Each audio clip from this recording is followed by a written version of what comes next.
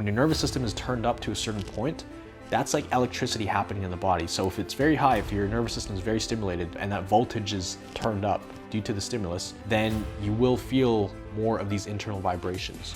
I can take on anything now in my life. I'm now currently living a life in which I never thought I would be able to ever live again.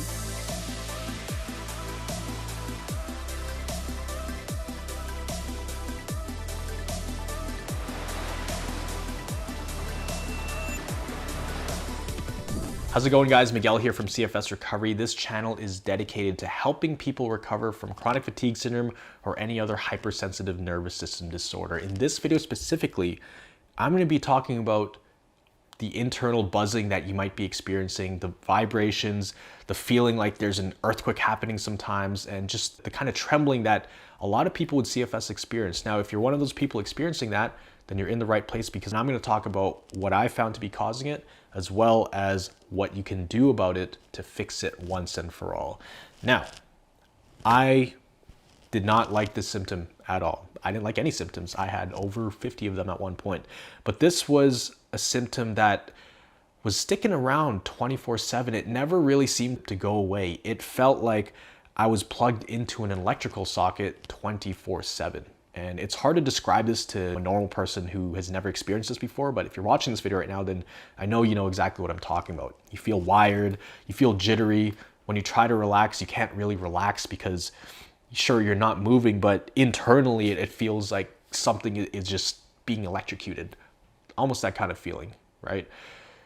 Now, I used to feel this when I was trying to fall asleep, the moment I woke up, when I was walking around doing things, and it got to the point sometimes where I would actually be trembling. If I would hold my hand out like this, now it's normal, but back in the day it was shaking and I was always trembling. My nervous system was always on edge. That's what it felt like. It felt like at any moment you could just explode. There were other times when I would be standing around with my friends. This is when it wasn't as severe, but we'd be standing around and then all of a sudden I would feel the floor shake and I'd look around and ask them, I was like, did you guys feel that? It was definitely an earthquake. And they just look at me like, no, there was no earthquake, man. It was just you. And I'd be like, okay, that's weird, because I could have sworn there was an earthquake. So I had a lot of these internal tremors, and the wired buzzing feeling was very annoying because I could not sleep. I think this was one of the big factors that led to a lot of insomnia, because at nighttime, like I mentioned earlier, I could not relax. No matter how comfy my bed was, no matter how dark the room was, no matter how fluffy the pillows were, I just could not relax. And that led to my thoughts as well. Not only was my body just trembling and wired, I felt like my brain was wired too. It's like I couldn't stop my thoughts. My thoughts, it was like a freight train that once the thoughts started going, it just went and it just snowballed into all these different things. And next thing you know, there's a thought here, here, here, and it felt like my brain was wired. Now I understand what's going on a lot more. Sometimes you feel more wired than other times. Sometimes you actually have these windows where you actually feel decent. But for most people, most of the time they are wired, and sometimes it's 24/7. But the way I describe it to people from what I experience is your nervous system is run on an electrical impulse. It is literally run on electricity. So when we have this buzzing and internal vibration feeling, it's kind of like your nervous system being completely turned up into sympathetic mode. If we think of like a dial, and we have 0 as parasympathetic, which you can't ever get to 0 because that means you're dead. So it's always going to be probably around a 1, right? So let's say 1 to 10. On 1, that's more so parasympathetic. That's when you're in a deep sleep. 10 is when you are in a full-blown panic attack and your body is just extremely sensitive, and this could be when your symptoms are flaring up too. Now, what happens is our nervous system can get stuck at certain levels. So when you have CFS, typically your body is stuck in a hypersensitive state, in a more sympathetic state, in sympathetic overdrive, and it's stuck at a 7 or an 8. What I see is that leveler, the more it's turned up, the more stimulation you have within the body. It's like someone turning up the voltage on the electricity in your body between your nervous system functions, right? So the higher you turn it up, the more wired you're gonna feel. And the thing that has a direct effect on the level of voltage on your body is stimulus. Any kind of stimulus. It could be physical, could be mental, could be emotional. But essentially, when your nervous system is turned up to a certain point, that's like electricity happening in the body. So if it's very high, if your nervous system is very stimulated and that voltage is turned up due to the stimulus, then you will feel more of these internal vibrations. With this symptom of buzzing and vibration, it's the same approach as any other symptom in CFS. You have to just throw it under the same umbrella as everything else. Throw it under the umbrella of a hypersensitive nervous system issue.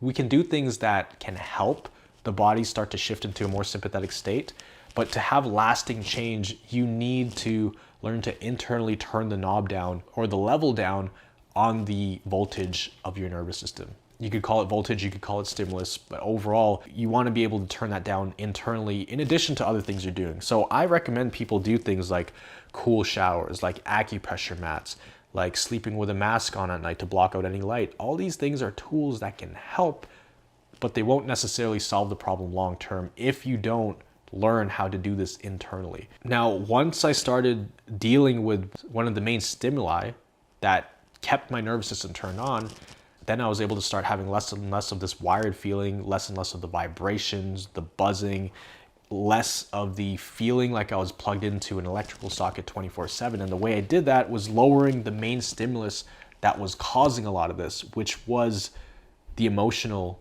and the mental stress. The emotional and the mental stress that I was placing on the nervous system. A lot of times those things are overlooked because here's the problem. You could be resting physically, lying in bed, doing absolutely nothing, and you might be feeling the same, if not worse.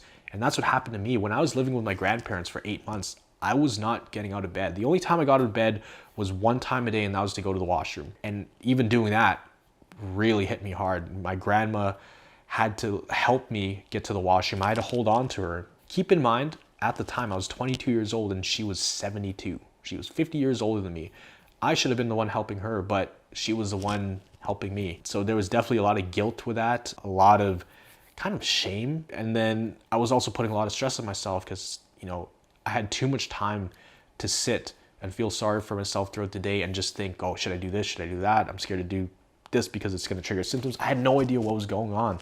And that's the biggest thing. I had zero idea what direction to go, what to do. Should I be taking supplements? Do I need to fly out to some other country to find a specialist who deals with this? Luckily, I found a doctor. Well, I didn't find a doctor. He found me in the hospital. I ended up in the hospital. I was in the intensive care unit for a month in really rough shape. They transferred me to another wing where I met my doctor and he broke down exactly what was going on. And that's what helped me lower the emotional and mental stress I had about everything that was going on because I knew the way out. He pretty much gave me the roadmap, and the roadmap is something I break down at the exact steps I take because it is a process, right? You have to focus on specific things. The diagrams he broke down, I actually put them into a document to simplify everything. That way people like yourself can refer to it as a roadmap, as something that guides them along the way in recovery. If you were interested in seeing that, I call it the Recovery Science Blueprint.